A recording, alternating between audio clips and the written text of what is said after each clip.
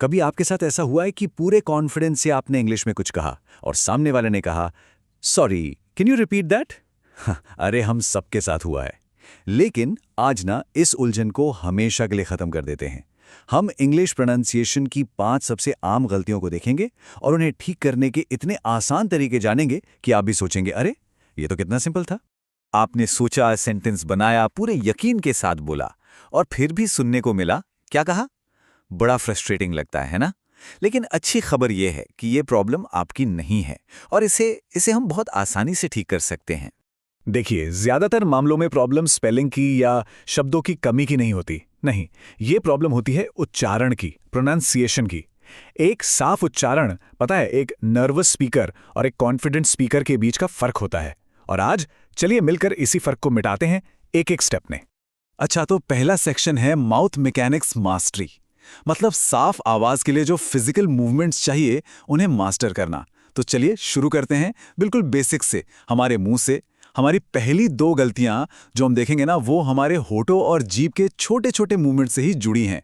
और ये छोटे छोटे मूवमेंट किसी भी शब्द का साउंड पूरी तरह से बदल सकते हैं। पहली और सबसे आम गलती W और V का कंफ्यूजन। ये तो क्लासिक है। हम कितनी आसानी से वाटर की जगह वाटर बोल जाते हैं। चलिए आज इसे हमेशा के लिए ठीक करते हैं।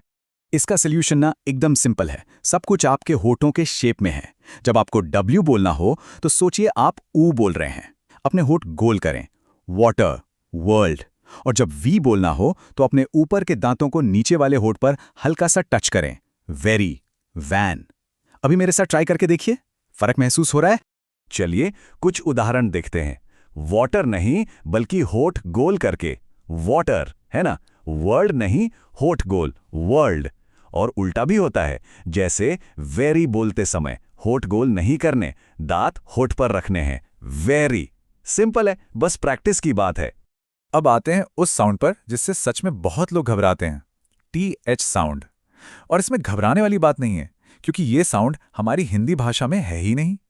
तो हम अक्सर TH को द बोल देते हैं या थिंक को थिंक बोल देते हैं। पर यकीन मानिए, इसे ठीक करने का एक बहुत ही आसान तरीका है। इसका पूरा सीक्रेट आपकी जीभ में है। देखिए क्या करना है। अपनी जीभ की टिप यानी नोक को अपने ऊपर और नीचे के दांतों के बीच में हल्का सा रखिए। अब धीरे से हवा बाहर निकालिए। एक हल्की सी वाइब्रेशन महसूस होगी। बस यही है वो साउंड, थ थ। अब इसे शब्दों के साथ बोलते हैं, दी, थिंक, दैट। चाहे तो शीशे के सामने प्रैक्टिस कीजिए, बहुत मदद मिलेगी। ओके, तो अब अगला सेक्शन है शब्दों के राज खोलना। मतलब इंग्लिश शब्दों के अंदर छिपे कुछ रूल्स। पता है, इंग्लिश में उच्चारण के कुछ बड़े अजीब नियम हैं जो स्पेलिंग से बिल्कुल मैच नहीं करते। अगर इन पर पकड़ बन गई तो आपकी इंग्लिश और भी नेचुरल लगेगी। तो हमारी तीसरी गलती है साइलेंट लेटर्स के जाल में फंसना। जी हाँ, इंग्लिश में ऐसे बहुत सारे शब्द हैं जिनमें कुछ लेटर्स बस लिखे होते हैं, बोले नहीं जाते। वो बस शो के लिए होते हैं। जैसे KNIFE, इसमें K बिल्कुल चुप है, हम नाइफ बोलते हैं। या फिर लिसन, इसमें T साइलेंट है, हम लिसन बोलते हैं। इसी तरह आवर में H साइलेंट है, राइट में W और नो में K। इन शब्दों को याद रखना ही इसका एकमात्र तरीका है। हमारी चौथी गलती है वर्ड स्ट्रेस। इसका मतलब है किसी शब्द के किस हिस्से पर जोर देना है। ये बहुत जरूरी है, क्योंकि अगर आपने गलत जगह जोर दे दिया ना, तो एक जाना पहचाना शब्द भी बिल्कुल अजीब और नया लग सकता है। एक बहुत कॉमन एग्जाम्पल है शब्द फोटोग्राफ। कई बार लोग इसे बोलते हैं फोटोग्राफ, मतलब बीच वाले हिस्से पर जोर देते हैं। सुनने में थोड़ा अटपटा लगता है ना? जबकि सही तरीका है पहले हिस्से पर जोर देना, फोटोग्राफ।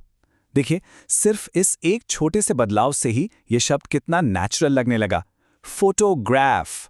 और ऐसे कई शब्द हैं, मेरे साथ बोलिए, इंपॉर्टेंट, कंप्यूटर, ब्यूटिफुल, अंडरस्टैंड।